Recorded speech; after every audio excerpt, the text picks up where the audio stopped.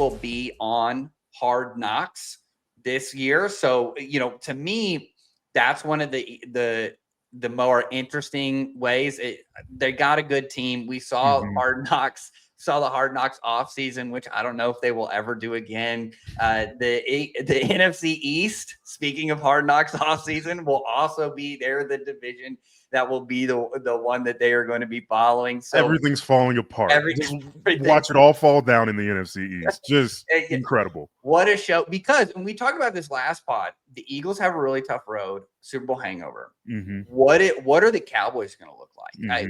Is Dak going to be healthy? Is he going to come back? What is that whole deal? We could see George Pickens and CeeDee Lamb just completely destroy each other with Dak trying to be the nice guy in the middle. We don't know. It could also end up being the Cowboys are the Cowboys and they win 12 games and you're like, oh my gosh, they're riding high. And then the Commanders to me are a really interesting story. Dan Quinn was made to be on the camera. If you read any stories about Dan Quinn, he's a player's coach. He's a great dude. Interesting there with Cliff Kingsbury and Jake Daniels. You have the Giants. What are they going to look like? Everybody's on the hot seat. Everybody's on the hot seat. They have a rookie quarterback that they're probably going to play. So to me, I think that the biggest question here is going to be, is this, and this typically is always a question, is this going to be a distraction for the Bills? I think the season kind of gets washed out. It's really for nerds like you and I that are like, I'll watch anything NFL anytime. But the Hard Knocks offseason, I think people actually watch. So it's do you think this is going to be a distraction for the Bills headed into the season? Well, I don't really think so, because if you think about it, Buffalo has never really had a great regular season. Like they beat Kansas City and they always win the AFC East, but they haven't had a great regular season where they're the number one seed. Kansas City's had that. Baltimore's had that. I mean, Tennessee with Tannehill and Vrabel have had that in this era. And so even if it does cause a distraction, I don't think it hurts them long term, because Buffalo just doesn't have great regular seasons. I mean, what was it last year? Not this past year, but they started the season like 6-6 and then ran the table and won the division. So I'm just not expecting, even if it were to cause a distraction, it wouldn't affect them that much because they have rocky regular seasons anyway. Yeah, and I think too, look at that roster. They've literally built they obviously have named guys, Josh Allen, but like they've literally built a no-name roster.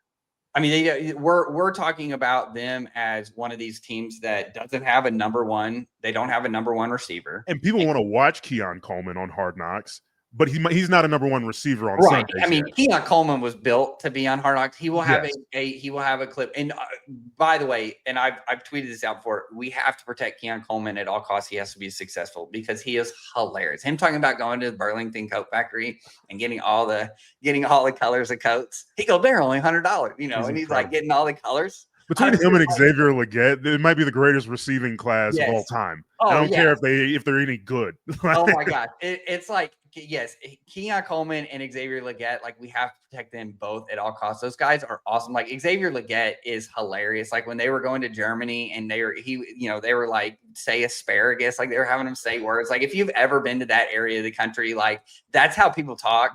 It's hilarious. I was in Alabama. One of my good friends is a head coach, Jed Kitty. He's a head coach at Dothan High School. And I go to Dothan every year.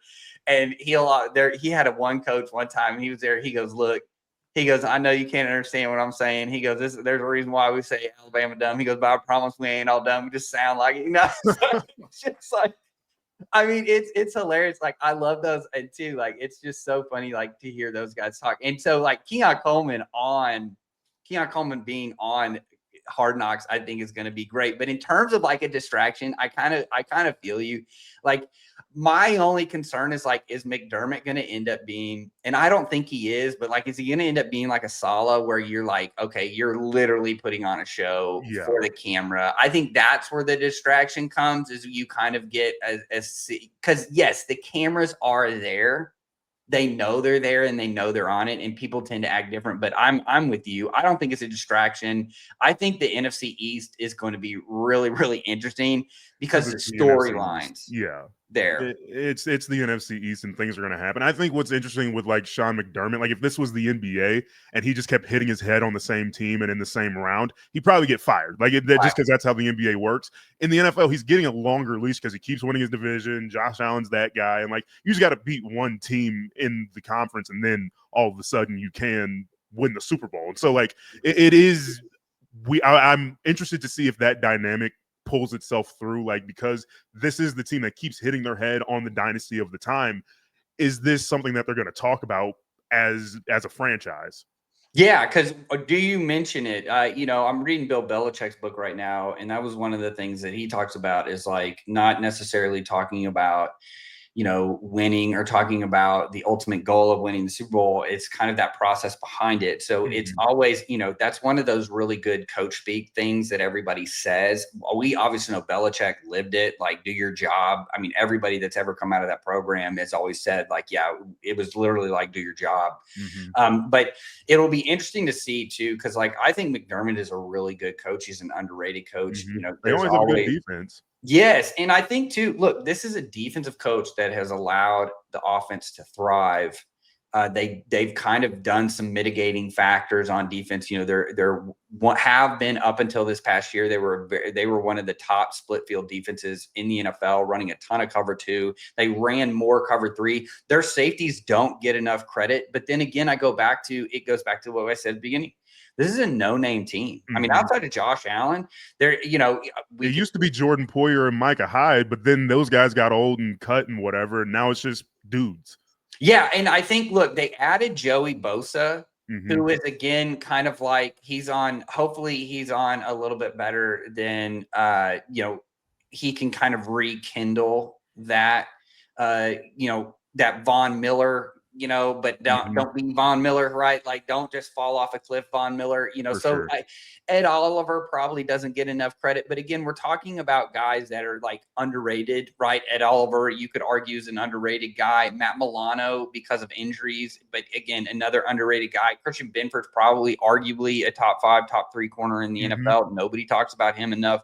Underrated guy. Taylor Rapp and DeMar Hamlin, those guys were good. They can play. DeMar Hamlin, everybody talks about, is like the guy that literally dropped dead on live TV in front of everybody. And you forget that, okay, that's not necessarily like, yes, that happened. But the real story is that, dude, his comeback. Playing after, yeah. Yes. And not only that, but dude, he's not bad. Taylor Rapp played a lot better. Again, oft injured guy, but I think that this is going to be really interesting. I'm a big McDermott fan. I think I'm interested to see his coaching. That's where I like to see the interaction, how things are structured in that with these. So